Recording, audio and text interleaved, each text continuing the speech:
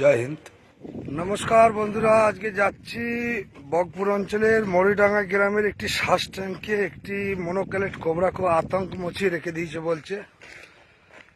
যেহেতু সাপ মাঠ থেকে ধরা কোনো রুলস নেই, কিন্তু চাষির জন্য যেতে হবে, সেই কারণে আমরা দুজন এখন যে বেরিয়ে পড়েছি। চলুন দেখা যাক কি সাপ না সাপ।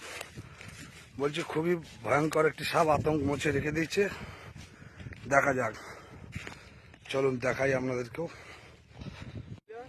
এই হচ্ছে সেই মনোক্যালেট কোবরা। দেখুন এখানে লোক আছে, এই চাষিদেরকে তাড়া করছিল এবং এনারা পেঁয়াজ চাষ করছে। এখানে একটি বিপদ সংকেতের জন্যই আমাকে ডেকেছিল।